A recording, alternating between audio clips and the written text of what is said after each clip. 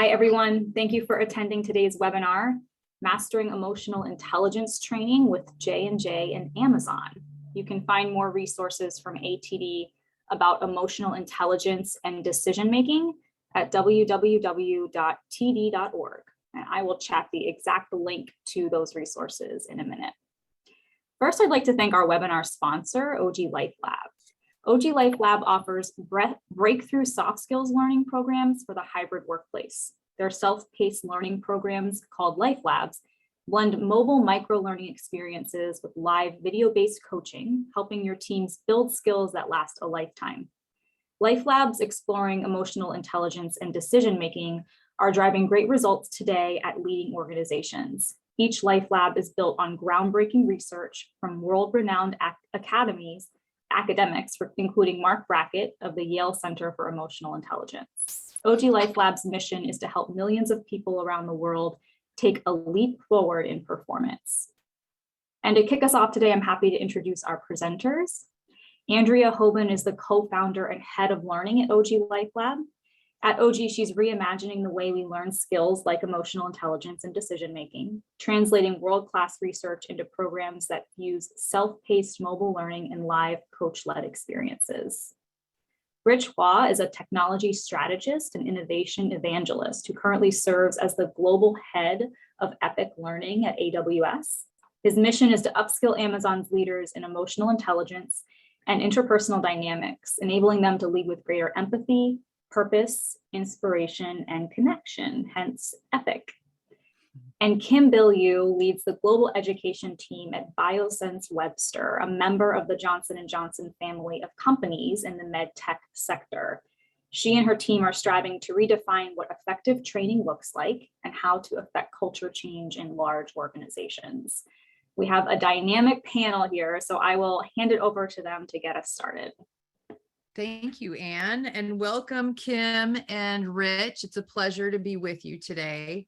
I'm happy to share with all of you who are joining here and ask a bunch of questions of these guys who have really taken the lead on making sure emotional intelligence has a voice within their organization and why they feel so passionate about it. But before I do that, I'm curious, we've got over 100 people that have joined already. Where are you joining from? Where in the world are you? It's always fun to see where people are. And while they're doing that, maybe Kim and Rich, you can share with us the same. Kim, where are you joining us from today? Yeah, I'm actually joining from Irvine, California today. I made the big trek from home to the office and am enjoying some in-person people time while I'm here. Fantastic. All right. Well, I'm usually based in the San Francisco Bay Area, but I'm broadcasting from beautiful, rainy London, UK right now. I had a business trip, and so here I am. Great to be here. Yeah, wonderful to have you and from so far away. So it's already evening for you. And, I see people are joining us from Chile and Minneapolis and Portland and Mexico and Arizona and Chicago and Atlanta, like all over not only all over the United States, but you have a fellow journeyman from London. I see Jason's on as well. And so, yeah, all multi-continental, we'll say. So welcome to you all. I'm really thrilled to have you here. And, the whole impetus behind having this session was believing that this audience that is here today is probably aligned with those of us on the webinar panel today, which is we all know emotional intelligence is important, but the question of how actually to implement it is still a big question mark for a lot of organizations. And so that's where I really wanted to dive in with the two of you, Kim and Rich. And it might be helpful just to kind of set kind of a foundation on how you came to this place. So can you share a little bit about your role and how you came to see emotional intelligence playing such what part it does in the work that you do? Kim, how about you? Why don't we have you go first?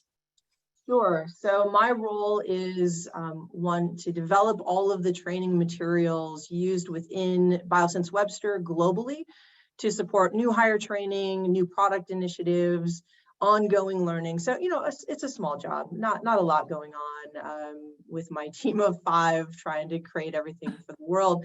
But as we were doing that, we've had some shifts in our hiring profile globally, away from hiring people who had experience in our field to hiring mostly new grads from university. And that brings with it a host of new challenges. And so we were undertaking an initiative to redesign our new hire training. And in that process, also hearing a lot of feedback from our sales force about the lack of what they didn't call emotional intelligence, but I realized was a lack of emotional intelligence across particularly this new group of folks we were hiring, but more broadly than that across our field force. And it was having a negative impact on our sales performance. And once that starts happening, magically, everyone gets very interested in a solution. And so it all came together, and all of this is happening as a global pandemic is breaking out. And so there was a lot of push for us to find a solution to this growing problem. And so fit right in with my role. And then I also am a huge fan of podcasts and books. And so I happened upon Mark's book and was like, oh my gosh, yes, you are singing my song. Yes, I want to use your stuff. And so really tracked down how to connect, and then met Andrea, you, and we've had some phenomenal chats and done amazing work with our teams here at BioSense Webster within J&J. To the point where now other people are starting to hear about the magic that's happening, which isn't magic at all. And it's just a result of some really good work. Yeah. Thank you, Kim. Yeah, I could gush about working with J&J employees and kind of where they start and where they finish in the program, and how that really lands on them. And, for the people that I've had the opportunity to work with Kim, these are people in operating rooms. So, having some emotional awareness and focus on what's really important, which is patient care, makes a huge difference in their own personal well-being, but also in, in how a case goes for them, and how the relationship in the hospital extends beyond the work in the lab. So it's been a real privilege to have a front row seat for that work. Rich, how about you? Share us, you have such a fantastic journey from where you started at Amazon to where you are today. Will you share how that whole journey played out for you? Sure. So I've been in Amazon now for about 6 years, specifically at Amazon Web Services. And I basically have had a passion for emotional intelligence and, training and helping other people develop it for about the last 20 years. And that came out of actually my own need to develop it in my life. Let's just say it was very, very low for the first 20 years. No one would have accused me of having any emotional intelligence. And through, various factors like getting married to my amazing wife and getting a lot of mentoring and training, realized, hey, this is an area I need to improve, and I can improve. So I brought this to Amazon, and really a sort of a volunteer thing. I was working as a business development leader for Aurora Database. But while doing that, I thought, hey, let me try to give some trainings just to the people around me and see if anybody would be interested in finding out more about these skills. And small groups of people wanted to find out about it. And then I got this really great opportunity at our sales kickoff back in 2019 to deliver an emotional intelligence talk to a large audience. And so they initially gave me a room for like 185 people. And they thought, hey, let's see if anybody shows up to this goofy talk on emotional intelligence.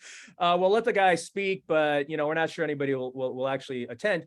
So many people clicked on wanting to attend the session the day beforehand that they said, oh my goodness, we have to move you to a larger room. And they put me in a room for 1,000 people, and it was standing room only. And so that gave me a giant signal. Wow, this is really a resonant topic.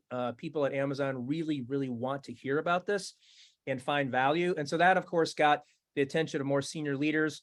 And so rinse and repeat. And I did it again at the next sales kickoff, and it became more and more of a well-known thing.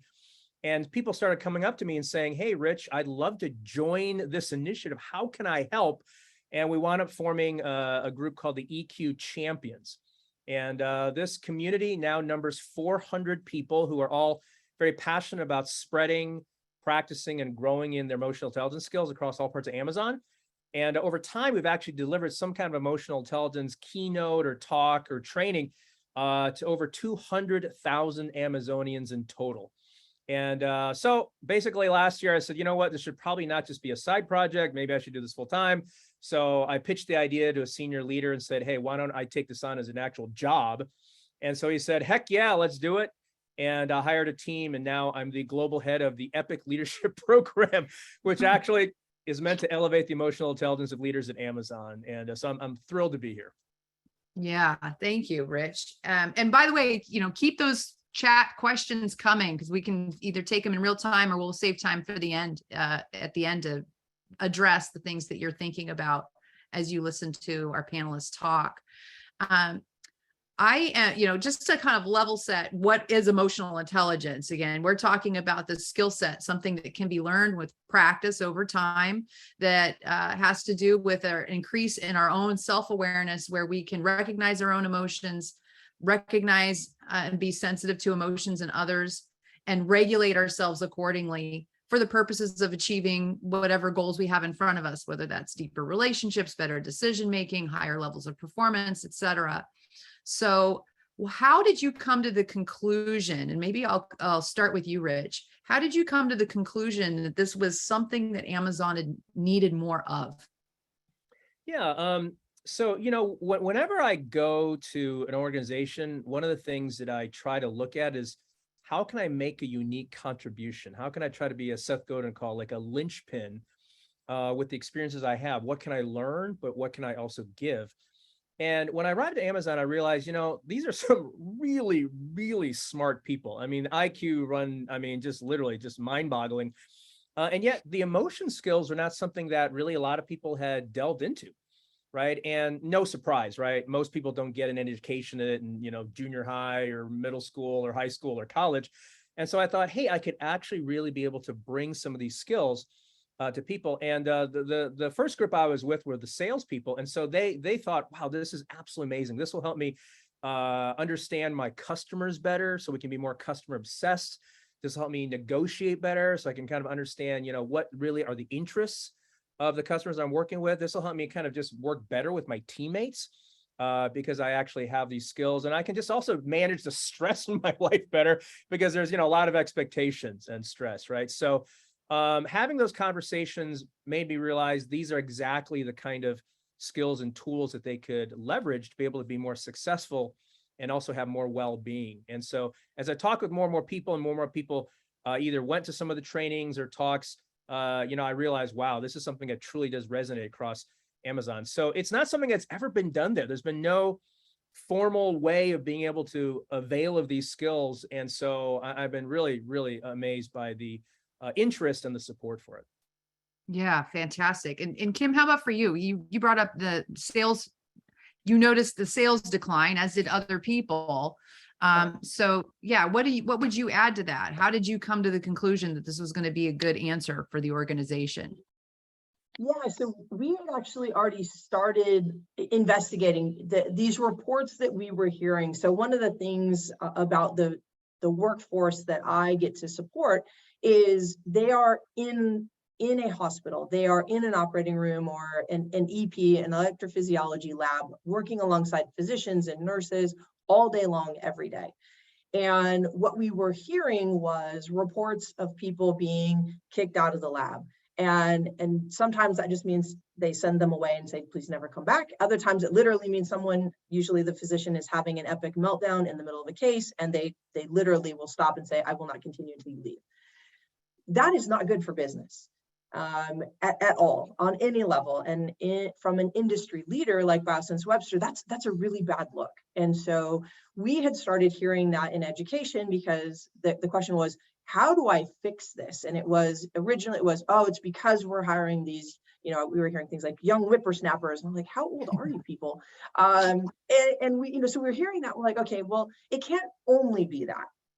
So let's talk about, because I'm not about this helplessness, right? Oh, well, we're just hiring these young people. It's just how it's going to be. It's like, what are the skills that they're missing? And so we put together a work group and we started talking about what are these skills? And we realized, well, the very skills that we were talking about were things like regulating their emotions and understanding the feel of the room and being able to negotiate the treacherous waters of a high stress workplace. And how do we do that? And how do you teach a 22-year-old that that's even important when they're showing up and very much the culture of treating the physician who has been in practice for longer than they've been alive, like they're, frat brothers. And it's like, that doesn't work. And so how do we give you these skills? And so we started investigating, and that's when I happened to be listening to Brene Brown's podcast that Mark was featured on after his book. And I'm listening to this as I'm working out, and I have to stop because I'm so just like enamored with this. I'm sitting on the workout bench and people are like, what is this woman doing? She's supposed to be lifting those things, not just sitting there. And I'm like, oh my God. And I'm like talking out loud. This was probably not a great look for me. They probably thought I was crazy. I had my headphones in. But I just realized this is really important. So I immediately bought the book, started listening to it, and then started to do, because I don't want to steal Mark's books. I think that's also a bad look. And so I start reaching out to every connect point I can figure out to find a way to legally use this content, because it's so good, only to find out it's even better than that. They've already done it for me. Andrea has already created something that is phenomenal. And we were able to then partner and create something that has been incredibly impactful for our workforce, who are primarily engineers. So for those of you who are working in super technical places and you're like, I don't know, these are engineers, they probably won't care about this. I will tell you, we hire, it's over 90% of our workforce are engineers. And there are naysayers, don't get me wrong, this is not 100%, everybody loves it, but it's well into the 90% of people who not only have gone through it, but have loved what they've learned and are using it on a daily basis. In fact, within our education team, this has become our shorthand. Where are you on the mood meter? How are you feeling today? And we do regular check-ins, not just about the business aspect, but how are you, so that we all know we can level set. Here's where I'm at today. And it has been, the impact of that has been tremendous, so much so that now we have our regional partners, so people outside the US who are very interested in launching this. It's become something. I'm working on another project, and we've made this the participation in OG a requirement for some new roles that we're looking at, because it's just that. And in having an understanding of how you feel and being able to understand how you react to other people when you feel a certain way has unlocked many doors for us that create success in what really matters to most people, because it contributes to their paycheck, our sales organization. And no one is arguing with us about the value of this any longer. So it has proven itself. So we found a need because it was impacting our sales. Now we find a need to make it available more broadly because of the impact on our sales in a positive way. So this has been a huge trajectory for us in under 2 years. We've been able to do this. Wow. I'm also curious because, Kim, you're talking about new hires, and I saw someone in the chat a little while ago saying that they're also responsible for new hire training. And Rich, you're doing leadership training through your EPIC program. I'm curious, for the people that are on the call with us today, what levels of training are you really thinking about or responsible for? Are you responsible for new hire training? Are you responsible for management training? Are you responsible for leadership training? If you could chat, what level you're working with, because my next question to Rich, who has kind of, this leadership lens, the open question I have is, where is the right place to begin with emotional intelligence training? Kim, you're talking a lot about inserting this right when someone joins your organization and the ripple effect that has. Rich, do you have a different lens on that, just based on the work you're doing around your EPIC program? Yeah. So a couple of things I will say is that it's called the EPIC Leadership Program, but it's because at Amazon, we consider everybody a leader. And so I do want to define it that way. So whether you're an individual contributor with experience or you're an actual senior, manager of thousands of people, we expect people to kind of lead and influence. Now, there's a couple of things going on, and that is that I don't know if there's like one right place to start. I will say that, my framework is that if you really want to bring about change in an organization, it starts with awareness. then it goes to practicing, then it goes to proficiency, then it goes to like mastery, right? And so at Amazon, really the beginning was awareness, like just making as many people as possible aware of like, what is this stuff? How could it bring value to your life, both professionally and personally, and how it can make a difference in your organization. So we actually just started, I and my team, delivering it, talks about it everywhere to get people even aware. There's such a thing as emotion skills. And yes, it does make a difference. And so we actually deliver it for new hires, like all new people who come into sales and marketing at Amazon Web Services actually have been hearing these talks for the last 2.5 years, and then into potential manager training, and then into new manager, and then now senior leaders. And so it's been a bit of a progression.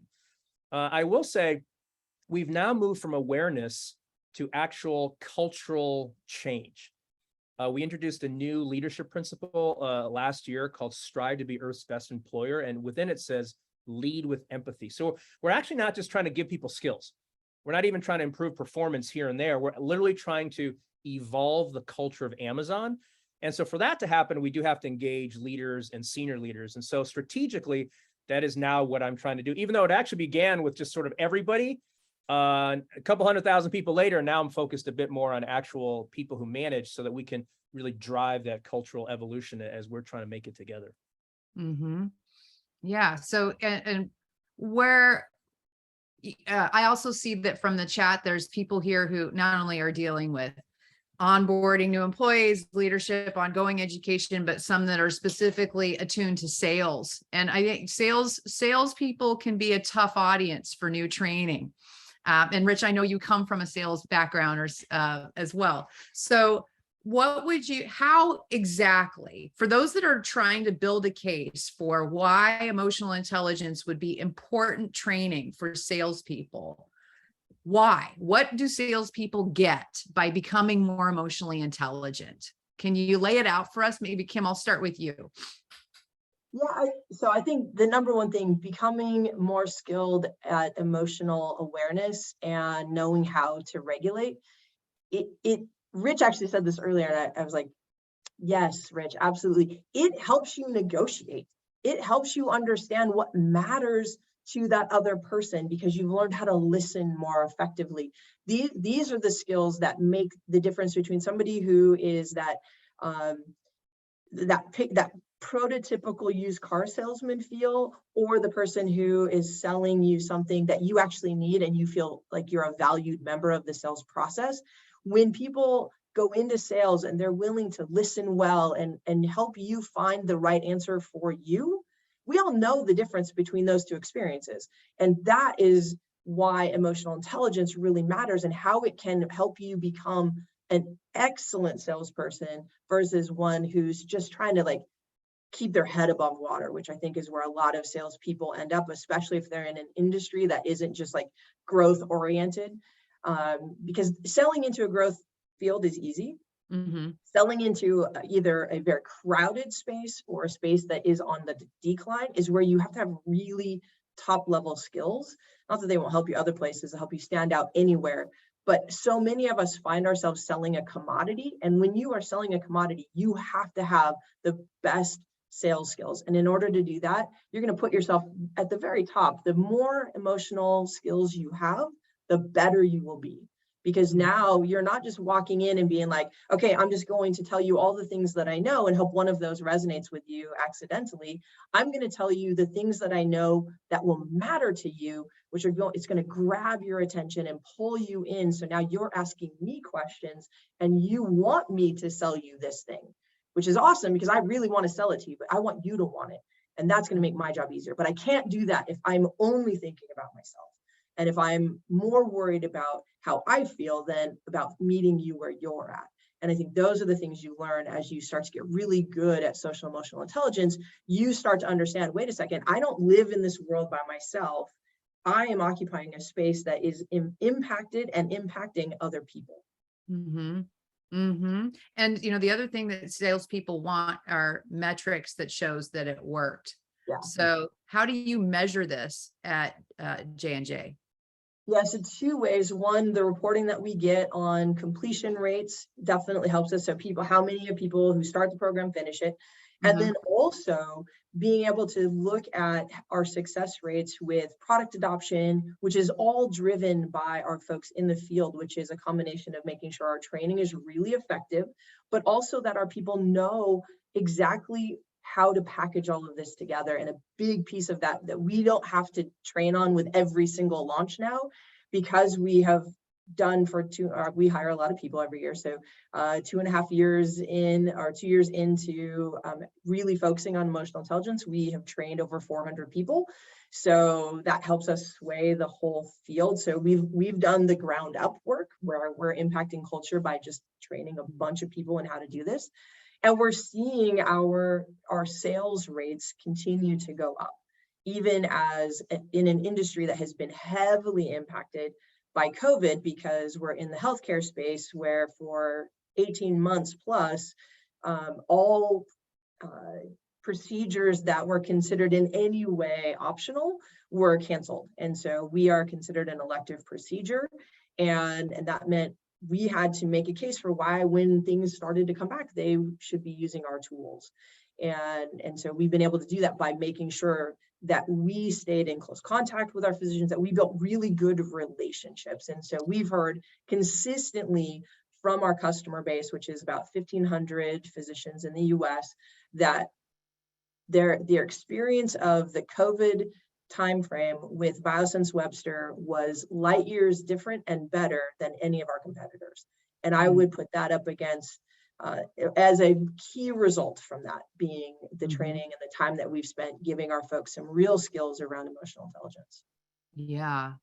Yeah, I want to come back to that, because I imagine that kind of evidence supports any internal obstacles that you may face in wanting to do more around this topic. But before we come back to that, Rich, what would you add around, just the way that this can support sales efforts and the way that you might measure the results of that?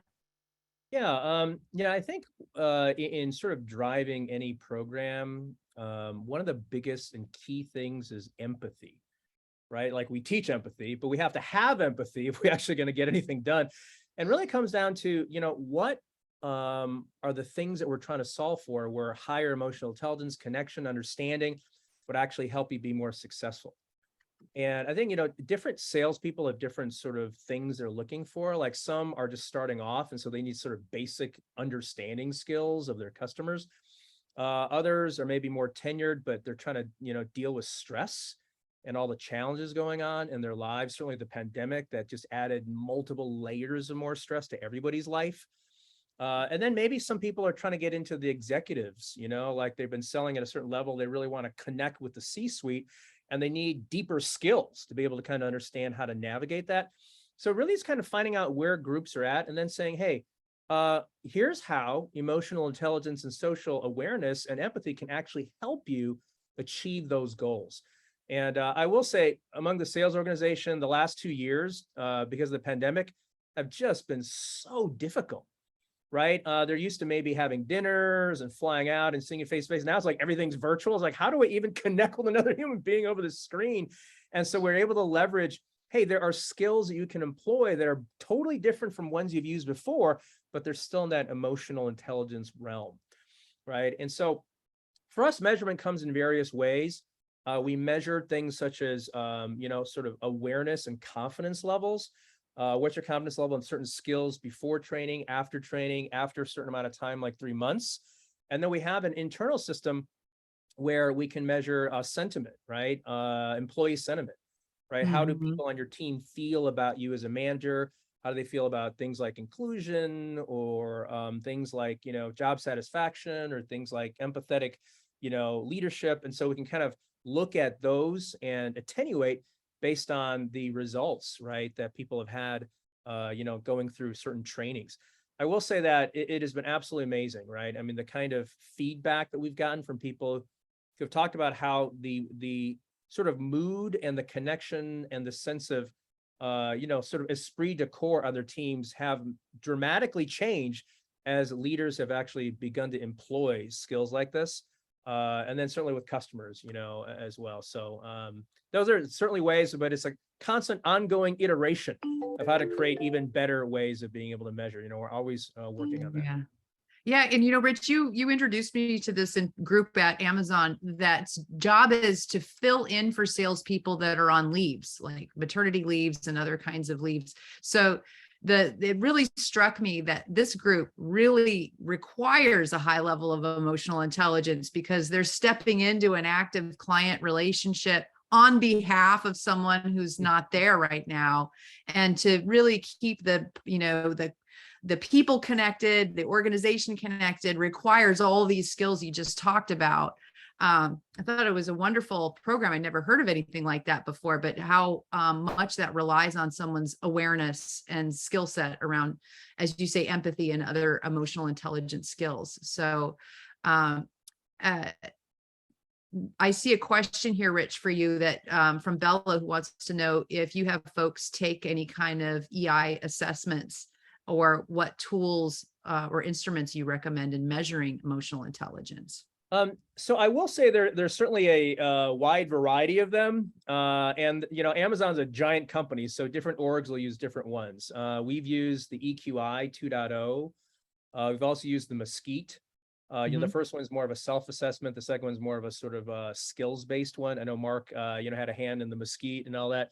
And so it's a constant iteration. We're experimenting with various ones, but those are two we've used and seen some good results. But as you can probably imagine, they're not like hard line. Okay, this gives you exactly everything you know. Really, it sort of gives you an idea of areas that could be either strengths or opportunities for improvement. And then we actually sort of have a custom way of being able to measure before and after, their impression of their scores, and then we can correlate with how people around them, like their team, actually see them. Of course, that's going to be important. Yeah, brilliant. So let's talk about obstacles, because again, prior to being an OG, I too ran a training organization, and everyone's got an opinion about what should be done and how it should be implemented. And, they don't spend, your stakeholders don't spend the kind of time that we do as learning professionals really understanding what kind of tools or intervention really will get the business results or the human results that we want from a training intervention. So I'm very interested in hearing you guys talk about obstacles that you encountered as you were working through implementing emotional intelligence training and how you overcame those obstacles. So Kim, can I come back to you for that? Yeah, of course. So I will say that because we were responding to a felt need, we probably ran into less obstacles than some might, because it was a cry for help. And we had tried a few things and nothing had really moved the needle. And so once we figured this piece out, started having conversations, to Rich's point earlier, to raise awareness that this is something that, again, are learned skills. It's not you're born with emotional intelligence or not. And if you're not, it's just too bad. But that we could actually teach these things. And so the way we overcame the obstacles that did present themselves was, one, talk about the fact that this was a low risk. We weren't adding anything. We incorporated this into our new hire training. So it was while we still really controlled their timelines and new hires focus, and it didn't add anything to the length of our training. So we were like, this is really, as far as the sales force was concerned, a no risk trial period. And so we launched this with a group, and it went so well that we had the group that supports new hire training come to us and say, wait a second, what about us? And could we do it too? And so we said, absolutely. And because the dollars were, the cost per person were really low, it wasn't a hard thing to go to leadership and say, we need X number of dollars. And it doesn't take them out of their sales experience. It's only upside. And here's the pilot program we ran, and you can see the success rate with it. And so really didn't run into a lot of pushback there. We have in other places where, people are like, oh, I'm not sure we really need that. That doesn't work for us. but we come back to, but the success rate and what we see people saying, and they're, filling out surveys at the end of their training experience, and what was the highlight, and consistently is, I feel so much more prepared to walk into a lab situation because I know the job, but I also know how to navigate this emotional place. And that, having those things to really look back on, and some of the recording of their thoughts as they go through the program, being able to pull those to the surface and share that with leadership has really knocked down all of the barriers that we were encountering, because it's in their own words. This is why the participants, the trainees have found it to be valuable, rather than me saying, hey, this is going to be really good. Let's just trust me, which is never a good sales pitch. Yeah. And because, like, who am I to say, like, this might be a total train wreck, and I'm going to own that. Like, I'll say, I don't know if this is going to work. And that was really when I said the first time, like this is a no risk pilot. Let's just try it. And we were able to do that. And then it's just been off to the races since then, because it was successful. So my recommendation is find a place where you can do a really low to no risk pilot, because the results will be good. Mm-hmm. It will be good. I see this bringing emotional and social intelligence into your training programs has no risk to it. Mm-hmm. Because Mm-hmm. it will work if you pick a good program, whether you build it yourself or you go find one that's already built. If you do this, it will work. Rich, look at the numbers he's talking about. Hundreds of thousands of people have been impacted. We've got 400 absolute ambassadors for social and emotional intelligence coming out of the mouths of 22 to 25-year-olds. Like, they're excited about this. And not because we told them to be excited, but because they see the real value in it. And when you have that kind of influencer, which I know is kind of a nasty word, but when you have that many influencers who are willing to stand up and go, hey, I actually did this, and I went to Georgia Tech, and I'm an engineer, but I think this is really valuable. There's weight in that, much more than if it's just the training team who come to you every year. They're like, oh, training asking for more of something. We all know that. This is something, if you can get people within the organization saying, no, this is actually really helpful. Mm-hmm. It will just take care of all of those roadblocks. Yeah. Rich, what would you add to that? Yeah, so absolutely there was and is resistance and skepticism. I mean, it's a new thing, right? I mean, Amazon, again, amazing company with super smart people. The emotional side has not been something we've really talked about or dealt with since its inception 28 and a half years ago, until like more recently. And certainly the pandemic had a lot to do with it, right? The pandemic, I think, has forced the entire world who, maybe some organizations were successfully able to ignore the emotional side. No one is able to ignore it anymore, right? It's like literally in your face all the time because of everything that people were experiencing. And so a few things. I love what Kim said about pilots and experiments. Mm-hmm. Whatever you call it, we believe in experiments as part of our culture. So it's like, hey, let's run an experiment. It's either low cost or something, and let's get some data.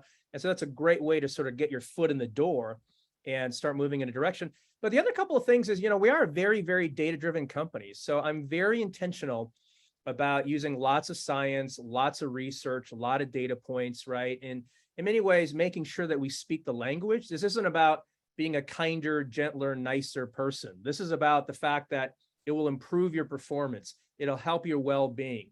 There's lots of research about creativity and innovation and how it supports that, and being able to really have that talked about a lot.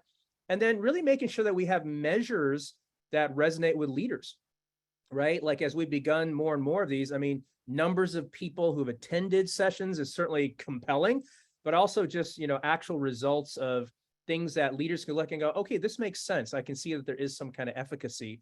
And so I think the science, the research, and the data make really make a big deal in helping convince people. And I will say the other thing is important too, is really understanding the culture of your company, right? Like, I'm friends with Meng Tan, who started the Search Inside Yourself program at Google. And let's just say Google and Amazon are different in our culture. And so what worked there would basically never work here. And he and I have talked about it, right? It's just different cultures. So you have to align with how your culture is like. And we're kind of a go get them, sort of a, very biased for action, very driven, deliver results kind of organization. So my message has to be more aligned with that. This will help you be more customer obsessed and deliver results. And that more resonates versus maybe what would resonate better at a different place. And so I think, again, having empathy for the culture can help you be able to be more effective. Yeah, that's great. I appreciate that advice. I think that's probably useful for all of us listening. And you talk about culture, and it also strikes me that Amazon has, because of its smart employees, a lot of skepticism over ideas they're not familiar with. Maybe that's an overreach, Rich. So you tell me if it is. But like, if you addressing skepticism is, specifically what kind of science really helps people get over the hump of saying, what do you want? What is this, Rich? This is like touchy-feely stuff. I don't need that. I need results. So what is it that really seems to open the doors to wanting to learn more about emotional intelligence? Yeah. So I'll say it's a couple of things. But the bigger one actually is, what are people experiencing and where do they see a need for something they don't have? Right. We do have a very learn and be curious culture. And so that, I think, does lend itself. There's skepticism, but that's different from cynicism, right? It's more like, I'm not sure about that. Show me some data versus, it's a bunch of crap. I don't believe it. And I just assume it's not true. So they're two different things. And so there's skepticism, which is healthy. And so I think one of the big things that actually lend itself to people wanting to find out more was the pandemic. Right. What happened was all these leaders had hired some very, very smart people, which they could just go, hey, go do this, go do that, go off and do your thing. You're super great and super smart.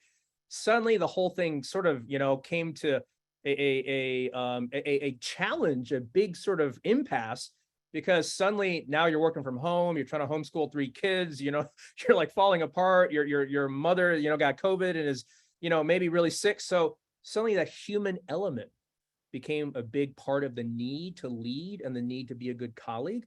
And that was something a lot of people were not prepared for. And so they're looking for answers.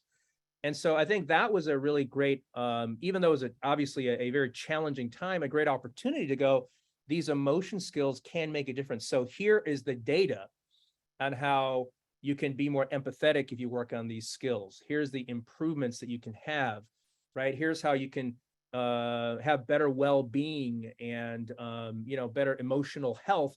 Here's how you can actually retain people and help them be able to sustain their performance. So there's a lot of data around that, which I think made people go, this is amazing. I mean, I know how to have a high-performing team in this regular sort of environment. I do not know how to have it in this kind. And so that actually really resonates. So it's kind of a combination of need and feeling that, and also the right data to support that. Yeah, it's funny because like during the heart of the downturn, I found that, a lot of people needed support around like how to actually draw out their employees a little bit by, say, ask this question. How are you feeling? Like, some of it was kind of basic, but people need, like, again, if we're overwhelmed as leaders, then why wouldn't everyone else be as well? And so sometimes it's the simple guidance and support that can be profoundly helpful.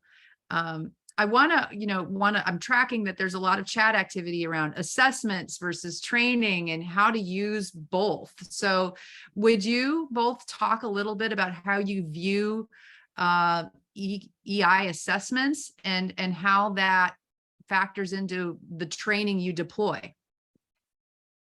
Kim, you want to go first? Sure. So I would say assessments are fine, but like Rich mentioned earlier, they all have pros and cons, and none of them are a straight line of and now this is the answer, right? It's you get one, it's like it highlights some things you might need to work on, or areas where maybe you're already strong and you don't need to put a lot of emphasis there, or maybe you want to double down on the things you're really good at and get even better at. But if you have showstoppers, like you need to address those. So for me, they're nice to haves, but my main focus is on teaching people skills. And most of the assessments today don't focus on you have this skill or you don't have that skill, because it's really hard to create a generalized assessment, because those skills present themselves differently based off of industry, what your experiences are, etc. So we have really not implemented consistently any assessments. Instead, we've gone more, let's skill build, and then let's evaluate the use of those skills later. And what are you doing post 3 months? What are you doing a year later? Are you still implementing those things? And built it in not just to this one and done. So it's not just in new hire training, you do this, but it influences all of the experiences they have with our training programs going forward. So all of our new product introductions, which we do 3 to 7 a year, so they see us a lot, and none of it's in person. So it's all done virtually through the use of online modules, virtual instructor-led stuff. Like, it's all done without us necessarily being physically present together, but it's influenced all of the things that we create, rather than it just being, oh, you did this emotional intelligence thing once, isn't that nice? Yay, now you close the book, I'm done with that, and I've moved on with my life. Like, it influences everything. Yeah, right. Thank you. Rich, how about for you?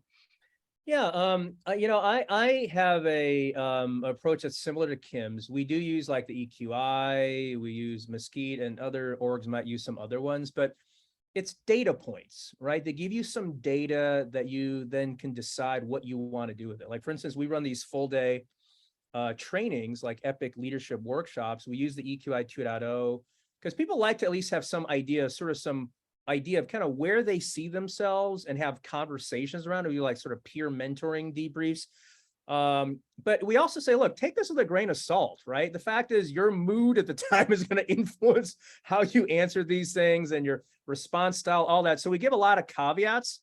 And so I think of it as data points you can then look at that give you some direction on some areas that, are probably strengths and things that you can maybe also look at. And then the rest of the day really is about what are the things that we really see in our day-to-day where we can employ specific skills to be able to improve our leadership, our stress management, our inspiration.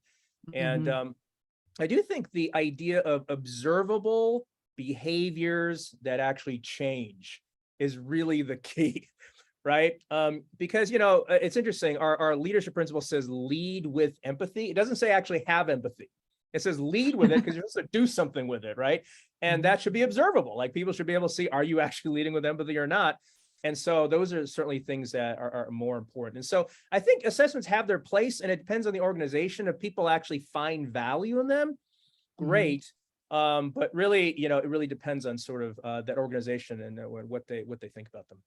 Yeah, got it. Thank you. And there's also a thread that I track with great love in this in the chat around the relationship. Well, let me hold my question for a second, because I would like to ask the participants to share, for what reason would you want to implement emotional intelligence training? Because, what my experience, even having worked with Rich and Kim in different ways, they had very specific reasons that they wanted to bring emotional intelligence in to, solve a certain problem or develop a certain group.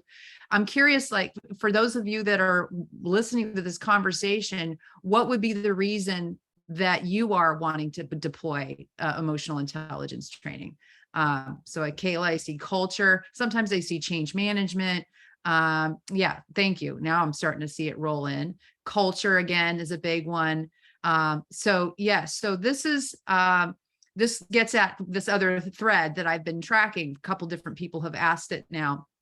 The relationship between diversity, equity, and inclusion work and emotional intelligence. One of our advisors at OG has said for a long time that she won't bother doing any kind of DEI work with people until they've had some emotional intelligence training, because how can you possibly grapple with any bias that you may be sitting with if you don't know how you feel? So, Janet, thank you for that. But that said, I'm curious, while we're seeing people talk about culture and knowing that we still want to pull equity through our organization and really develop a much stronger application of it, how do you see the relationship of DE&I and emotional intelligence skill building? Rich, you want to take this one? Yeah, I can take that first. So, there is an incredibly tight connection right? I work with some of the most senior leaders at Amazon on their DEI initiatives, and we work very closely to support each other. And one of the things, is sort of my framework is that diversity, equity, and inclusion are actually the outputs. Like, we have this idea of inputs and outputs, like that's the result you want, but it's not actually an input. Like, inclusion is not an input. It's very hard to train. Like, how do you train to include everybody? Like, how do you even factor all that in? The inputs are things like empathy. Like, you have to learn empathy, self-awareness, self-management skills so that you can create those outputs.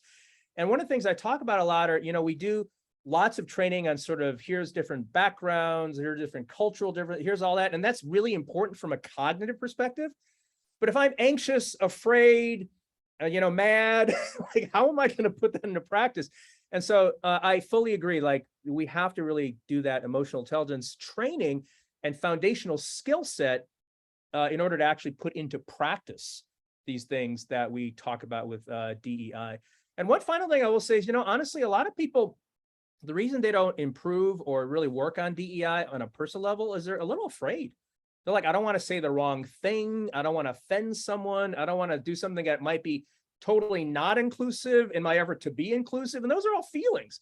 And unless they're willing and able to kind of deal with that and manage in a productive way, we're going to tend to kind of hang back a little bit and almost like do nothing because we'd rather not make a mistake than actually put ourselves out there and really advance the cause.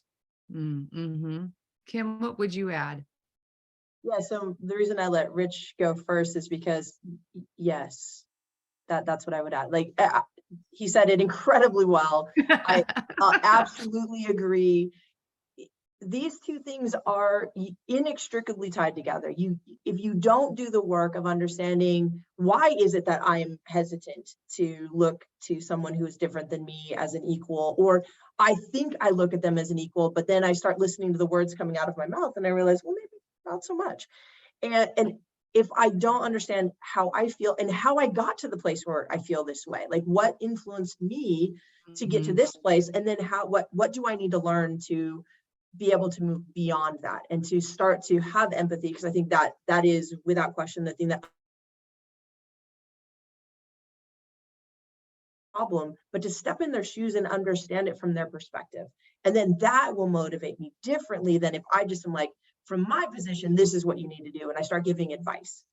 But if I stand with them in their space and I go, oh, wait a second, my advice would have been really terrible because it didn't take into account your experience. And I think when we can do that, when we genuinely live in a place of empathy, that begins the process of the reconciliation that then allows us to have real equity, not just programmatic equity that is because someone is telling me I must do this, I do it, but I'm begrudging in doing it. So I complain a lot. And so then I sabotage myself because maybe I hire the person who isn't actually well suited for this job, but they met the criteria. So I hire them, and then I use that as my proof case why that was a terrible idea to do an equitable hire. Like, oh my gosh, the number of times. And like, I have to check myself as I hire and ensure that I'm looking beyond my norm of what I would think of as kind of the prototypical candidate that I would be interested in. Or how I mentor someone, or how I walk alongside them. Like, all of those things require us to be very in tune and self-aware of who we are, how our own experiences have colored our view of what is in front of us. Yeah, beautifully said. Thank you, Kim. I know we have 8 minutes left. I want to save time for the other questions that are coming up now. And so feel free, if you've been sitting on a question, now's the time to put it in chat. I see there's one about neurodiversity. So we'll see if we've got some answers for you there.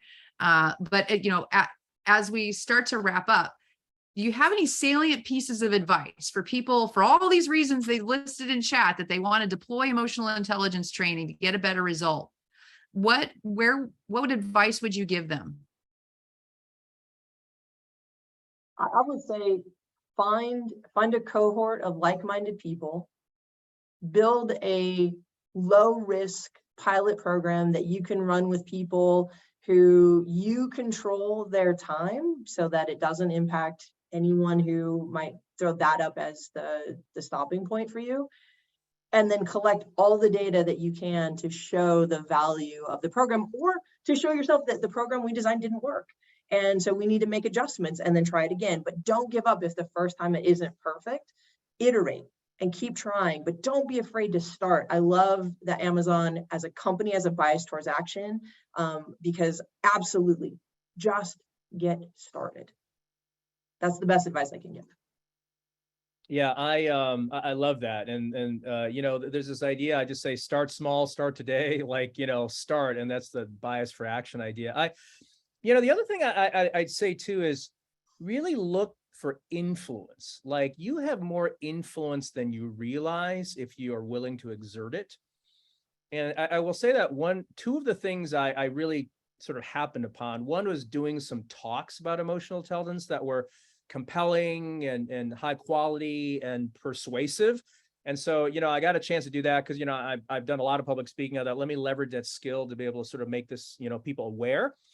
The other thing I kind of stumbled upon was basically sending out a newsletter. Like, I basically would take good articles that I thought were really helpful for me, and I'd share them with some friends, and they told their friends, and they told their friends. And now I have basically a community of like tens of thousands of people who get a newsletter from me every day. I basically find high quality articles and I just share them. I go, you know, if this helps me, I'm sure it'll help you too. And it's become one of the largest opt-in email lists within Amazon.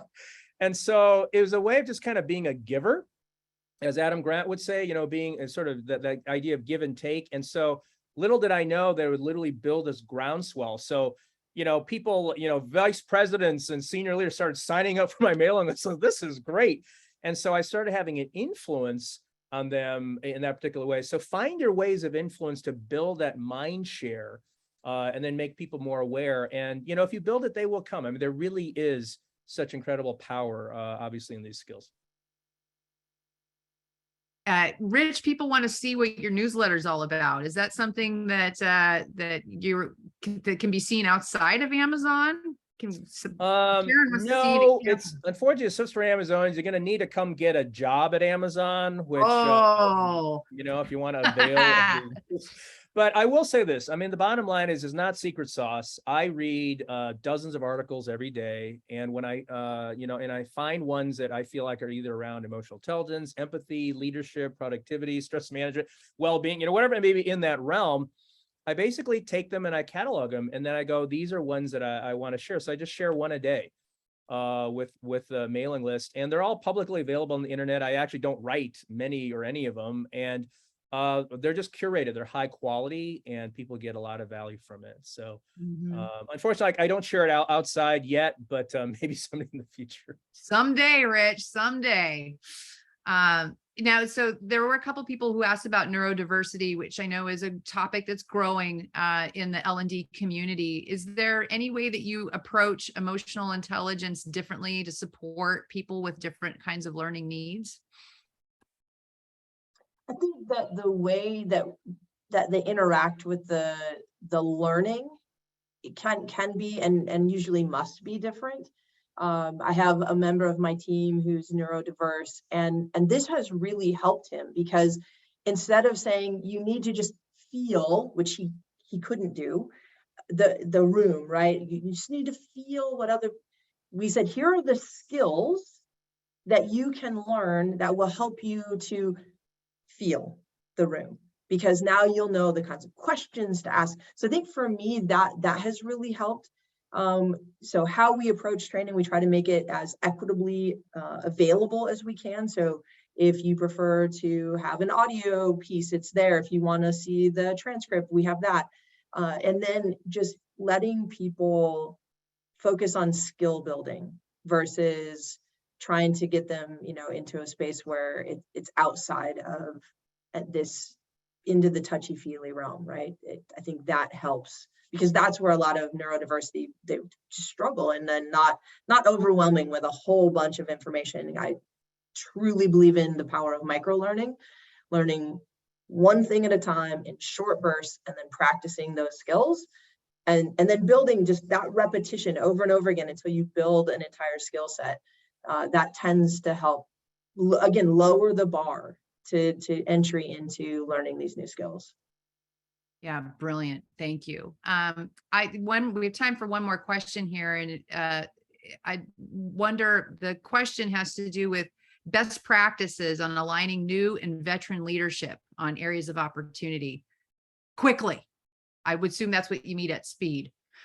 So, what are your observations about that? Yeah, I'd say is, it can't be something that you just happen to be fascinated by and interested in. You have to ask the question to those leaders. Hey, I love this one I got from my friend and consultant, Bill Duane. What business problems could be solved with more connection and understanding? Ask the question, let them answer it, and then figure out how you can leverage emotional intelligence skills to be able to solve those business problems. If you try to go backwards, I got a real passion for this is fantastic stuff. You should take advantage of it. No one's going to listen to you. So again, have that empathy, and then you'll have more efficacy. Brilliant. Yeah. Totally agree. I think that's it exactly. Understanding what the business need is, because almost any business need can be solved by having better connections with people.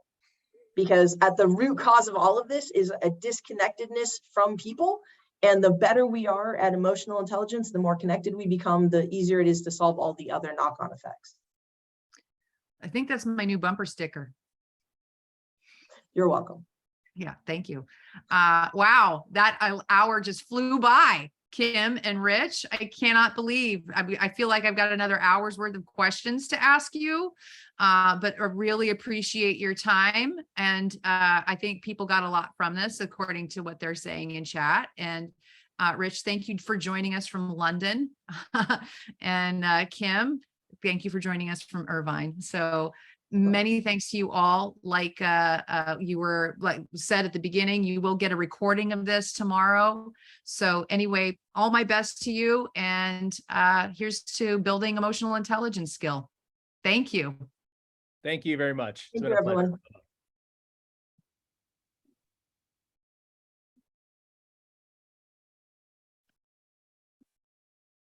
This concludes today's webinar. We thank you for attending. The recording will be available at webcast.td.org. We will send our registrants an email tomorrow with this link. Please visit our event calendar as well to sign up for future webcasts at webcast.td.org/events. Goodbye.